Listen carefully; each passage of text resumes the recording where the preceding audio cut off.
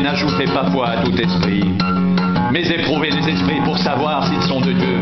Car plusieurs faux prophètes sont venus dans le monde. Reconnaissez à ceci l'Esprit de Dieu, tout esprit qui se déclare publiquement pour Jésus-Christ venu en chair et de Dieu, et tout esprit qui ne se déclare pas publiquement pour Jésus n'est pas de Dieu. C'est celui de l'Antéchrist dont vous avez appris la venue et qui maintenant est déjà dans le monde. Vous, petits enfants, vous êtes de Dieu et vous les avez vaincus, parce que celui qui est en vous est plus grand que celui qui est dans le monde. Eux, ils sont du monde, c'est pourquoi ils parlent d'après le monde et le monde les écoute. Nous sommes de Dieu, celui qui connaît Dieu nous écoute, celui qui n'est pas de Dieu ne nous écoute pas. C'est par là que nous connaissons l'esprit de la vérité et l'esprit de l'erreur. Bien-aimés, aimons-nous les uns des autres, car l'amour est de Dieu. Quiconque aime est né de Dieu et connaît Dieu. Celui qui n'aime pas n'a pas connu Dieu, car Dieu est amour.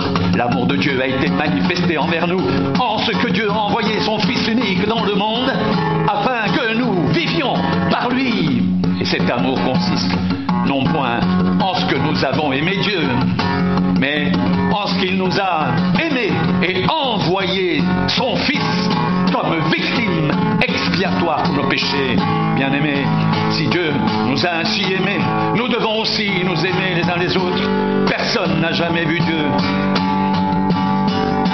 Si nous nous aimons les uns les autres, Dieu demeure en nous et son amour est parfait en nous. Nous connaissons que nous demeurons en lui et qu'il demeure en nous parce qu'il nous a donné de son esprit. Et nous avons vu et nous attestons que le Père a envoyé le Fils comme sauveur du monde, celui qui déclarera publiquement que Jésus est le Fils de Dieu. Dieu demeure en lui et lui en Dieu.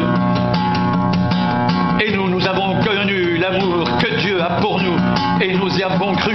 Dieu est amour et celui qui demeure dans l'amour demeure en Dieu et Dieu demeure en lui. Tel il est, tel nous sommes aussi dans ce monde. C'est en cela que l'amour est parfait en nous, afin que nous ayons de l'assurance au jour du jugement. La crainte n'est pas dans l'amour, mais l'amour parfait bannit la crainte, car la crainte suppose un châtiment, et celui qui craint n'est pas parfait dans l'amour. Pour nous, nous l'aimons, parce qu'il nous a aimés le premier. Si quelqu'un dit « J'aime Dieu » et qu'il haïsse son frère, c'est un menteur, car celui qui n'aime pas son frère qu'il voit, comment peut-il aimer Dieu qu'il ne voit pas? Et nous avons de lui ce commandement, que celui qui aime Dieu aime aussi son frère.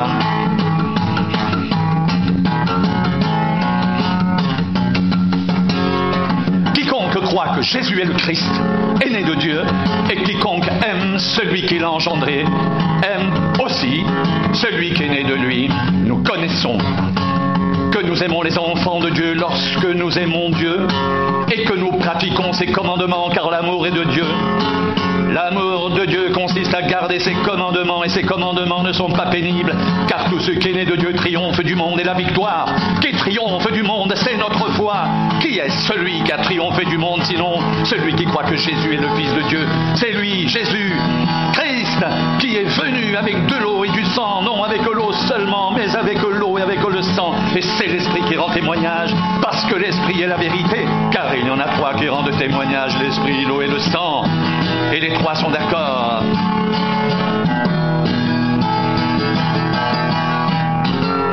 Si nous recevons le témoignage des hommes, le témoignage de Dieu est plus grand. Car le témoignage de Dieu consiste en ce qu'il a rendu témoignage à son Fils. Celui qui croit au Fils de Dieu a ce témoignage en lui-même. Celui qui ne croit pas Dieu le fait menteur, puisqu'il ne croit pas au témoignage que Dieu a rendu à son Fils.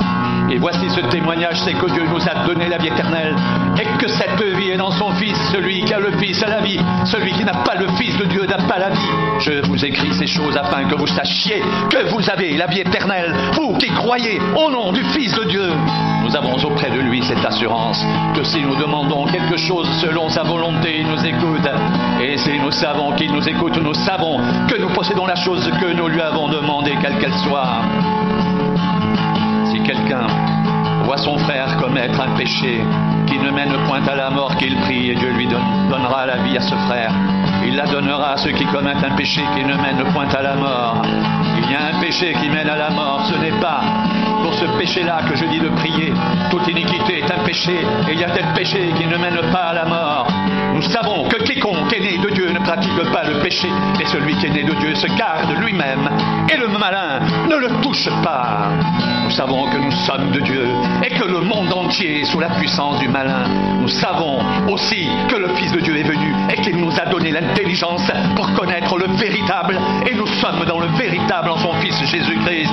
C'est lui qui est le Dieu véritable et la vie éternelle. Petits enfants, gardez-vous des idoles.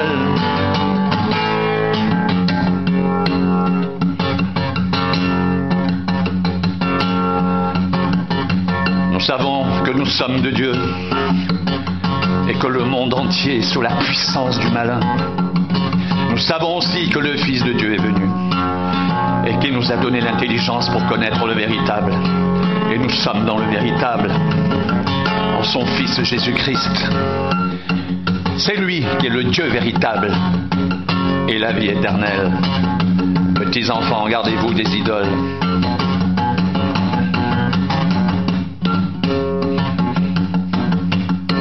Quiconque croit que Jésus est le Christ est né de Dieu. Et quiconque aime celui qui l'a engendré, aime aussi celui qui est né de lui. Nous connaissons que nous aimons les enfants de Dieu lorsque nous aimons Dieu et que nous pratiquons ses commandements, car l'amour de Dieu consiste à garder ses commandements, et ses commandements ne sont pas pénibles, car tout ce qui est né de Dieu triomphe du monde, et la victoire qui triomphe du monde, c'est notre foi. Qui est celui qui a triomphé du monde, sinon celui qui croit que Jésus-Christ est le Fils de Dieu?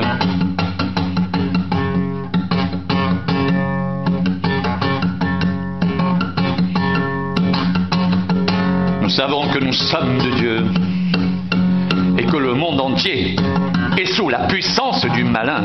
Nous savons aussi que le Fils de Dieu est venu et qu'il nous a donné l'intelligence pour connaître le véritable. Et nous sommes dans le véritable en son Fils Jésus-Christ. C'est lui qui est le Dieu véritable et la vie éternelle. Petits enfants, gardez-vous des idoles.